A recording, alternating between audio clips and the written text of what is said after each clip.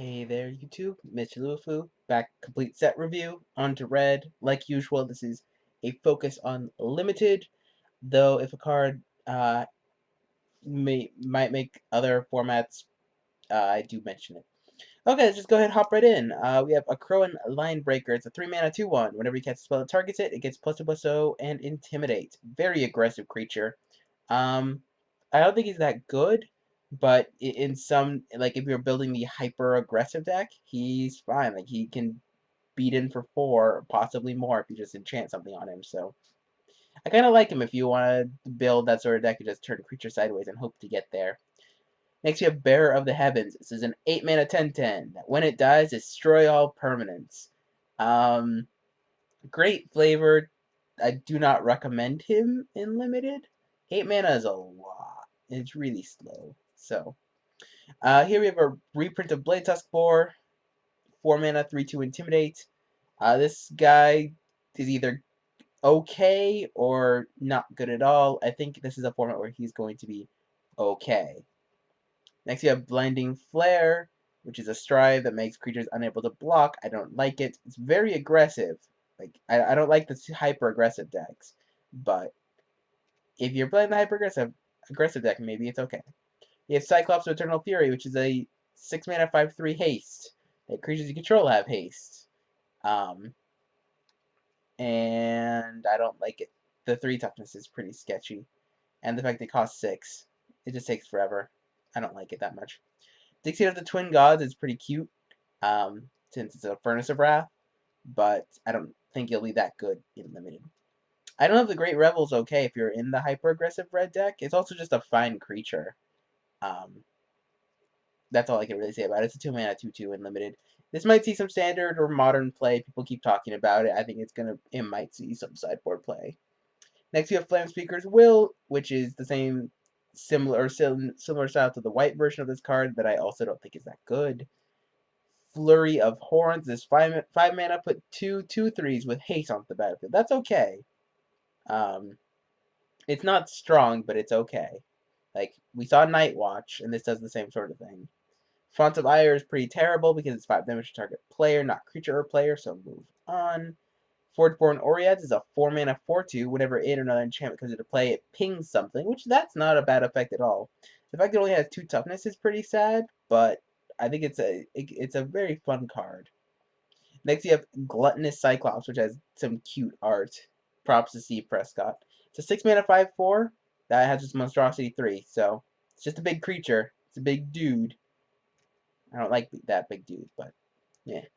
We have Harnessed by Force, which is basically a repeatable. It's active treason with multi-kicker, active treason, act I steal all your creatures and then smash you in the face with it. Um, Typically, if you cast 1 active treason, you're doing okay. This one, you'll probably cast it for 6 at most and seal 2 creatures and smash them. And if you get there, you get there. Now, Knowledge and Power.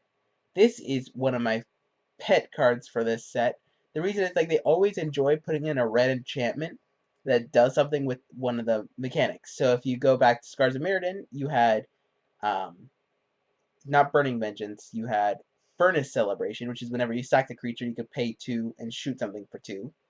You had Burning Vengeance and Innistrad, which is whenever you flash something back, and this is the one for this set, which I will first pick it just so I can play with it, and I'll probably go 1 and 2 with the deck. But it is so much fun that I just have to. I just love that sort of synergy. Because whenever you scribe a pay 2, if you do, it deals 2 damage to target creature or player. So, very cute. However, there is a ton of enchantment removal in this set, which makes me sad because it can get rid of Knowledge and Power. And there goes your win condition. Um, Lightning Diadem is pretty strong if it didn't cost 6 mana. Magus Warhound, good reprint. I'm glad it's here. It's pretty good and limited. Lots of 2 toughness guys. Magus Warhound. People are talking about this in standard. I don't think you'll see standard play, but in limited, it's a pretty strong beater. That's for certain. Very aggressively costed. Another dorky Minotaur that does the same thing as all the other ones. Prophetic Flame Speaker. I do not think we'll see standard play. In limited, it's okay. Standard, not so much. We have the reprint of Riddle of Lightning from Future Sight drafts, which I've been paying attention to. So this card was okay then, and it's going to be okay now.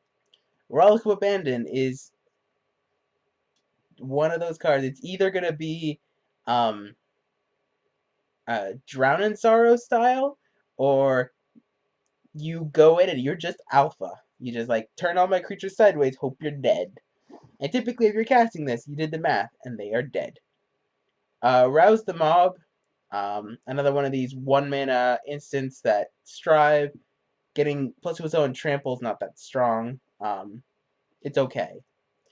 Despite what some other people may think, this is not the best common in the set. It's just a dork that can become strong. Like, he's okay, but he's not the best in the set. Next, you have Sigiled Skink. It's a 2-mana 2/1 when it attacks. Scry 1. That's pretty bad. Spawn of Thrax is the pre-release rare. I mean, a 7-mana 5/5 flying is nothing to scoff at. And the fact that it deals damage equal to the number of mountains you control is also not bad. So, very strong, but very slow. Spite of Magus is a cute one. People are talking about this, like, we're talking about this for Legacy. I don't think so. But it's an interesting one. In Limited, like, you can build a pretty sick blue-red deck, that's for certain.